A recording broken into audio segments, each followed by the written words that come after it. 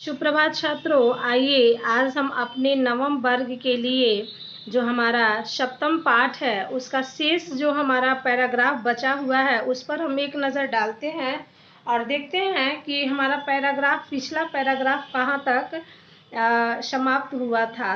तो इसमें दिया है अयम निज परोवेति गणना लघु चेतसाम उदार चरितांतु वसुधैव कुटुंबकम।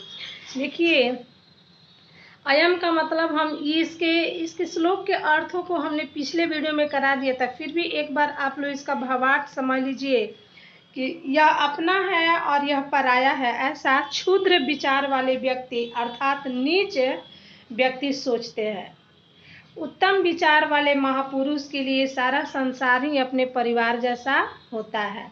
और इसमें हम आप लोग के एग्जाम में यदि आता है कि इसमें सप्रसंग व्याख्या करें, इस श्लोक का सप्रसंग व्याख्या करें, तो आप लोग इसको लिखेंगी कैसे कि यह प्रस्तुत जो श्लोक है ज्ञानम भारम क्रियाम बिना पाठ से लिया गया है, जिसमें कहा गया है कि उदार तथा शूद्र, जिसमें कहा गया है कि उदार व्यक्ति और नीच व्यक्ति दोनों के बारे में अलग अलग भाषा को दिखाया गया है, यानी उनके व्यक्तित्व को दिखाया गया है।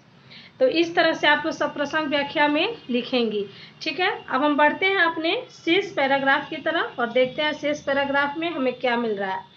देखिए, कहानी बहुत ही अच्छा है, थोड़ा देर आप लोग ध्यान से सुनेंगी तो समझ में सब आ जाएगा।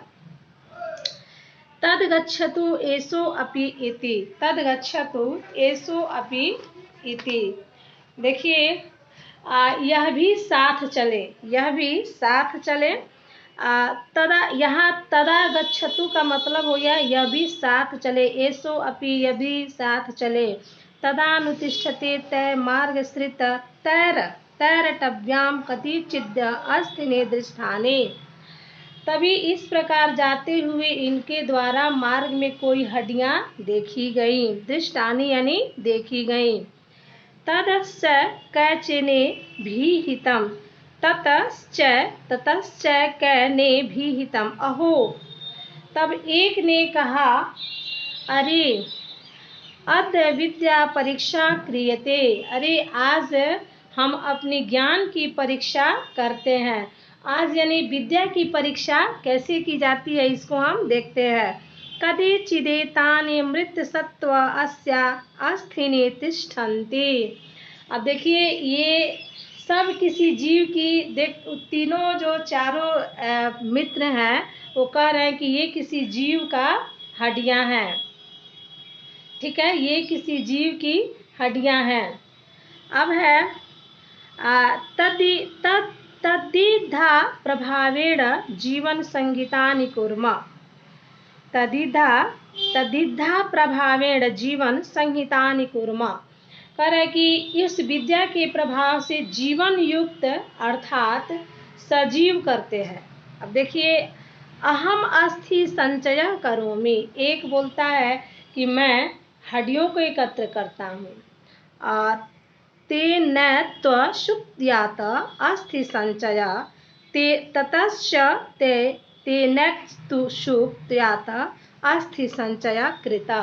और दूसरा कह रहा है कि तब उनके द्वारा, देखिए, जब हड्डियों को एकत्रित किया गया तब दूसरा कह रहा है कि मैं इसमें मांस और चमड़ा डालता हूँ, यानी मरे हुए सिंह के शरीर में ये दो हमारे मित्र थे जो परस्पर मित्रता थी इन दोनों में।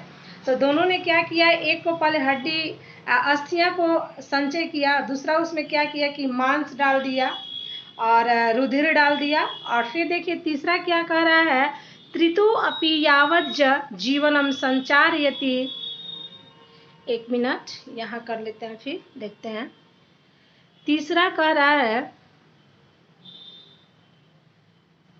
हाँ, तीसरा कह रहा है कि त्रितु अपि यावत् जीवनम संचारयति तावत् स सुविधिनां वारिता भो तिष्ठन्तु भवान ऐसा सिंहो निष्पाद्यते। अब तीसरा कह रहा है कि भाई, जब तुम लोग अपना अपना कोई रुधिर डाल दिया, कोई मांस डाल दिया, कोई अस्थियों को संचय कर लिया, तो अब हम इसमें क्या डालेंगे, प्राण डालेंगे।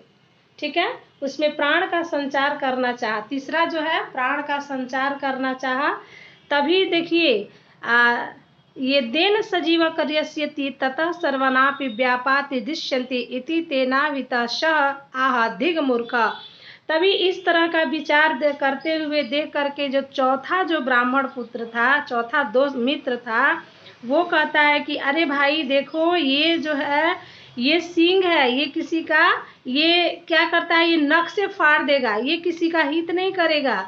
अगर तुम लोग तीनों मिल करके इस तरह इसको जिंदा करोगे तो ये हमें फाड़ के खा जाएगा।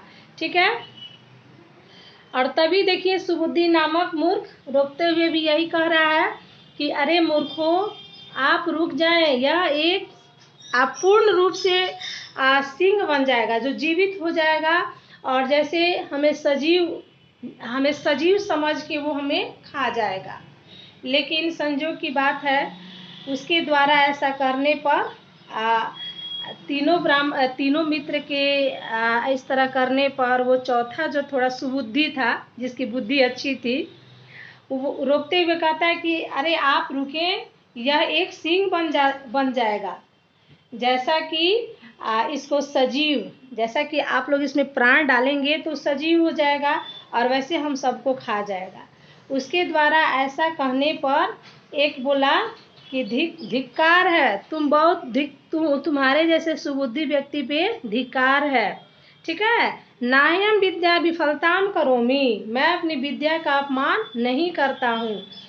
तब देखिए क्या होता है, तते अस्नाभिहितम तहि प्रतीक्षस्वम क्षणम यावदहम वृक्षामारोहयामि।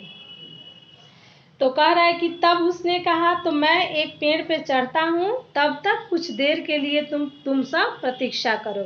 क्योंकि उस सुबुद्धि था, वो जानता था कि सिंह किसी का हित नहीं करता है, वो अपने नखों से चीड़ फाड़ के तीनों को खा जाएगा। इसलिए उसकी बुद्धि थोड़ी अच्छी थी, तो एक पेड़ पे चढ़ गया। और तब देखिए क्या होता है, ऐसा करते हुए तदानुतिष्ठते यावत् सज्जीव कृत अस्तावते त्रयोऽपि सिंहेन थाय व्यापादिता। ऐसा करते हुए सिंह को जीवित किया गया, तीनों मिल करके सिंह को जीवित किया, और परिणाम भी बिल्कुल वैसा ही हुआ जो सुबुद्धि जो दोस्त था, उसका मित्र था, वो सोचा था, बिल्कुल उसी तरह परिणाम हुआ। जैसे ही सिंह को उन्होंने अपने सिंह को प्राण स्थापित किया गया, तो सिंह क्या किया कि पहले तीनों को मार करके खा गया। ठीक है, सह च पुनर्वृक्षादवित्य गृहम गता अतः उच्यते। और फिर जो सुबुद्धि नाम का जो मित्र था, वो पेड़ से उतर के अपने घर को चला गया, और तीनों को यही कहा कि अवसेन्द्रिय चित्तानाम हस्ति स्नानमीव क्रिया दुर्भ गावरेण प्रायो ज्ञानम भारम क्रियाम बिना। जैसे देखिए कहने लगा कि जिस प्रकार कुरूपों को अलंकार से सुसज्जित करना हाथियों के स्नान की भांति होता है, उसी प्रकार जिनकी इंद्रियां तथा मन अपने बस में नहीं होते, उनका ज्ञान लौकिक व्यवहार के अभाव में भार स्वरूप अर्थात प्राण घातक होता है, जैसे ये तीनों मित्रों का हो गया। तो देखिए कहानी बहुत अच्छा है कि इस कहानी से हमें यही शिक्षा मिलता है कि आप चाहे कितना भी ज्ञानी बन जाएं, लेकिन अपने ज्ञान को भार स्वरूप मत करें। भार स्वरूप कीजिएगा, यानी बिना सोचे समझे कोई भी आप कर्म कीजिएगा तो परिणाम आप ही को भोगना पड़ेगा। ठीक है, इस कहानी में एक थोड़ा सा विस्तार रूप से हम इस कहानी को समझाते हैं आप सबों के बीच में कि किसी नगर में 4 युवक आपस में मिलजुल कर रहते थे। ये तीनों विद्वान थे परंतु बुद्धिहीन थे, उनमें से एक मूर्ख होते हुए भी बुद्धिमान था।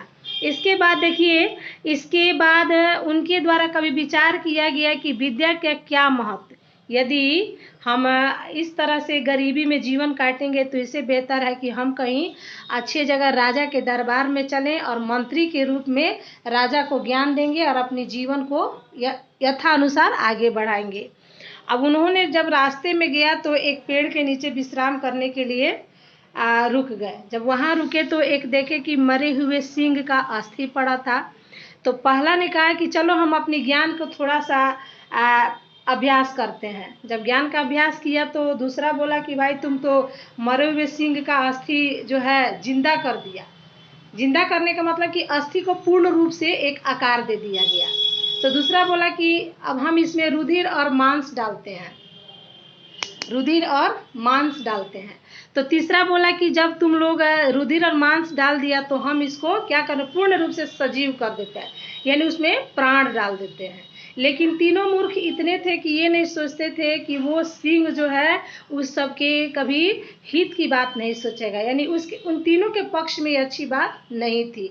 लेकिन चौथा जो था थोड़ा सा सुबुद्धि था, वो कहा कि अरे मूर्ख, इस तरह करने से हम तीनों की चारों की जान जो है खतरे में पड़ जाएगी। तो इसलिए सिंह को आप लोग जान डाल दिए और जान डाल के अपने आप को समर्पित कर दिए। अब सिंह हमें छोड़ेगा नहीं, वो खा जाएगा।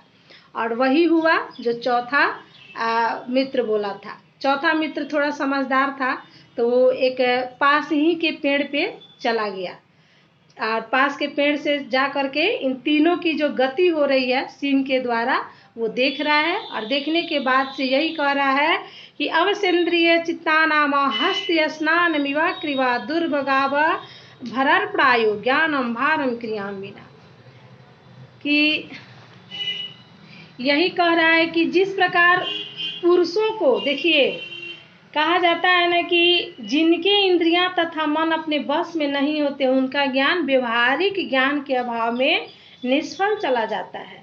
ऐसा ज्ञान हाथियों के स्नान के समान होता है। जैसे हाथी स्नान करने के बाद पुनः ऊपर की कीचड़ या धूल डालकर गंदा कर लेता है, वैसे ही ज्ञान प्राप्ति के बावजूद यदि व्यवहारिक ज्ञान नहीं होता है तो वह ज्ञान व्यर्थ ही चला जाता है। इसलिए मानव जीवन की सफलता के लिए व्यवहारिक ज्ञान का होना अति आवश्यक है। लौकिक ज्ञान से व्यक्ति में समझदारी आती है।